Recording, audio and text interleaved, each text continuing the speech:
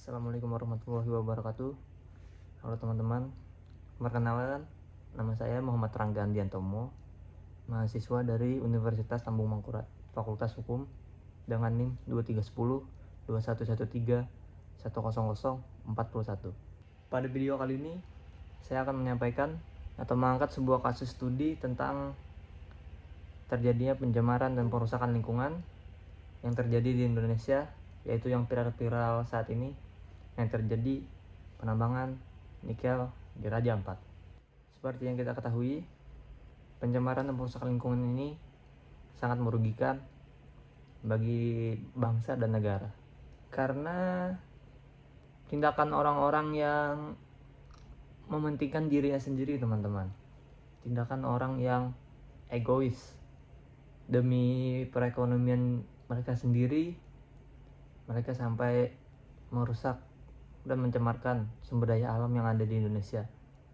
Seperti contohnya pertambangan nikel yang akan diangkat pada kasus ini.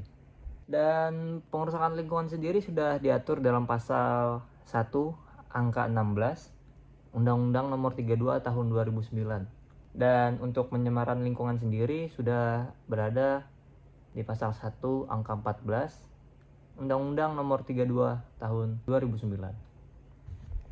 Dan ruang lingkup apa saja yang disebabkan oleh hasil pertambangan ini? Ya, contohnya seperti hutan, ekosistem pesisir, kawasan lindung, geopark. Dan pencemaran yang terjadi ialah pencemaran laut dan pantai, kualitas udara, dan tanah akibat limbah-limbah tambang yang terjadi di Raja Ampat. Kita masuk dalam kronologi kasus. Pada akhir 2024, muncul laporan masyarakat dan media mengenai kerusakan hutan dan laut di pulau-pulau kecil Raja Ampat akibat dari aktivitas tambang ini. Dan terdapat 5 perusahaan yang bermasalah, contohnya PT KSM, PT ASP, PT MRP, dan PT Nurham, dan juga PT Gak Nikel. Dan pada awal Juni 2025, pemerintah menyetop sementara aktivitas pertambangan yang terjadi di Raja Ampat melalui atas arahan Presiden Prabowo Subianto, dan para menteri SDM setempat dan pejabat daerah langsung turun ke lapangan untuk melakukan survei. Dan pada 9 Juni 2025, rapat terbatas dipimpin oleh Presiden. Dan putusan yang dihasilkan, 4 perusahaan dicabut izin perusahaan pertambangannya karena tidak memiliki RKABP, beroperasi tanpa izin yang sah, serta menimbulkan kerusakan lingkungan. Dan apa saja sih yang dirusak dari hasil pertambangan tersebut? Dampak perusakan lingkungannya, menurut data-data yang saya baca, terjadi kerusakan ekosistem pulau kecil. Pulau-pulau kecil seperti Pulau KW dan Pulau Batang Pele, kehilangan vegetasi alaminya akibat pembukaan lahan tambang, ekosistem asli terganggu, flora dan fauna endemik kehilangan habitatnya, dan juga hilangnya daya dukung lingkungan. Pulau kecil memiliki daya dukung yang terbatas, jadi ketika pulau tersebut rusak, pulau sulit untuk memulihkan diri. Tanah-tanah menjadi rawan longsor dan tidak lagi menyerap air secara optimal. Dan dampak pencemaran lingkungan ini terjadinya kerusakan terumbu karang dan laut. Limbah tambang dan erosi tanah mengalir ke laut, menyebabkan sedimentasi dan merusak terumbu karang yang menjadi rumah bagi ribuan spesies laut. Dan menurunnya kualitas air dan biota laut. Air laut tercemar, mengganggu ekosistem dan rantai makanan yang ada di laut. Dan tidak hewan-hewan atau flora dan fauna di sana saja, teman-teman, yang bermasalah akibat pertambangan nikel ini. Contohnya seperti para nelayan, warga-warga lokal yang ingin menangkap ikan, menurun karena ikan-ikan tersebut menjauh dari tempat yang seharusnya mereka diami dengan aman, nyaman. Ini malah terjadi pencemaran lingkungan. Permasalahan hukum lingkungan yang terjadi di Raja Ampat dari segi administrasi, perdata, dan pidananya. Berikut penjelasannya.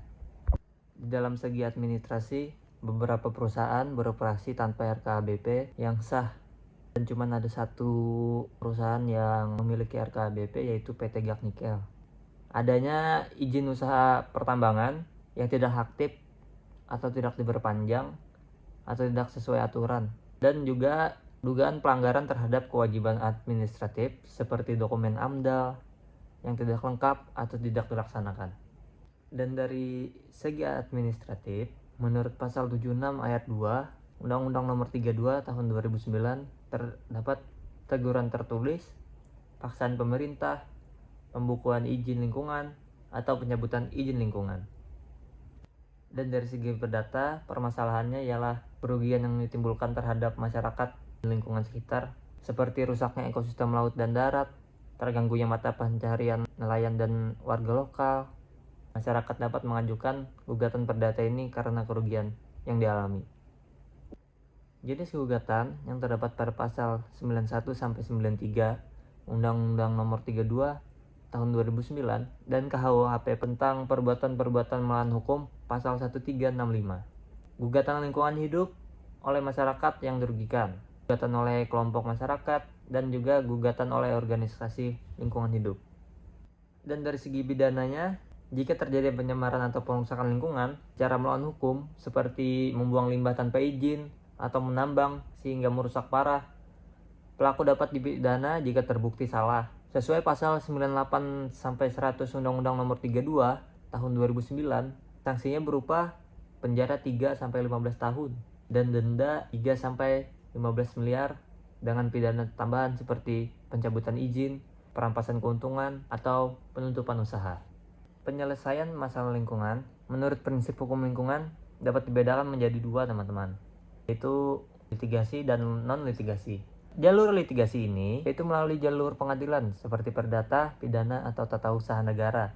Sedangkan non-litigasi yakni melalui mediasi, negosiasi, atau advokasi publik sebelum membawa kasus ke pengadilan sesuai pasal 84 sampai 86 Undang-Undang Nomor 32 Tahun 2009 dan PP Nomor 54 Tahun 2000. Nah, di dalam kasus tambang nikel yang terjadi di Raja Ampat, upaya non-litigasi ini berhasil, teman-teman, karena mendorong presiden untuk mencabut izin perusahaan pertambangan itu. Dan setelah adanya desakan dari masyarakat dan lembaga setempat dan tekanan publik, meskipun izin itu bersifat administratif dan dapat digugat, alhasil perusahaan tambang seperti PT Anugrah Surya Pratama dan PT Mulia Raymond Perkasa memulai jalur litigasi administratif dengan menggugat pencabutan izin tersebut ke PT UN untuk meminta keputusan pembatalan dan pengaktifan kembali izin mereka karena rasa merugikan. Nah, dalam kasus tambang nikel di Raja Ampat ini, masyarakat adat dan lembaga setempat menunjukkan peran serta aktif sebagaimana dijamin Undang-Undang Nomor 4 Tahun 1992, Undang-Undang Nomor 23 Tahun 1997, dan Undang-Undang Nomor 32 Tahun 2009. Di dalam Undang-Undang Nomor 4 Tahun 1992 tentang permukiman, masyarakat berhak atas lingkungan yang layak dan berkelanjutan. Lalu dalam Undang-Undang Nomor 23 Tahun 1997, masyarakat diberi ruang untuk mengakses informasi, berpartisipasi dalam pengambilan keputusan, dan mengajukan keberatan atas aktivitas yang merusak lingkungan, yang kemudian diperkuat dalam Undang-Undang Nomor 32 Tahun 2009, khususnya pada pasal 70, yang menyebutkan bahwa masyarakat punya hak dan tanggung jawab dalam pengelola lingkungan, termasuk melakukan pengawasan, pengaduan, bahkan gugatan hukum terhadap pencemaran atau perusakan lingkungan. Dan di Raja Ampat, masyarakat menggunakan hak-hak mereka, teman-teman, lewat aksi protes, kampanye publik, pelaporan ke pemerintah, kerjasama dengan lembaga setempat, yang akhirnya mendorong presiden kita untuk mencabut izin pertambangan itu. Ini membuktikan peran serta masyarakat bukan sekedar hak, tapi kekuatan nyata dalam melindungi lingkungan. Dan dalam kasus ini, apakah asas yang terdapat pada Undang-Undang Nomor 32 Tahun 2009 pada pasal 2 terdapat asas-asas? Apakah sudah terjalankan dengan baik atau tidak? Ya, tentunya dalam contoh yang pertama, yaitu dalam asas tanggung jawab negara.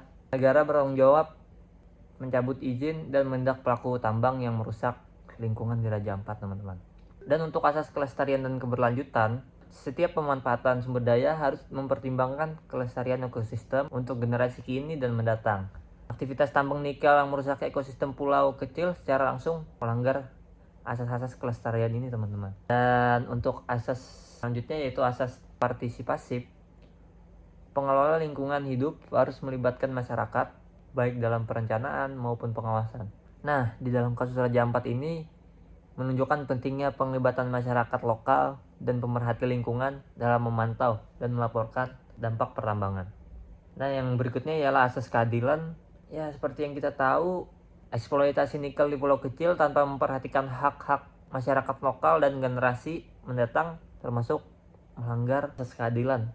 Nah, di dalam kasus tambang nikel ini, teman-teman, terdapat banyak asas-asas dan tujuan yang dilanggar dalam Undang-Undang Nomor 32 Tahun 2009.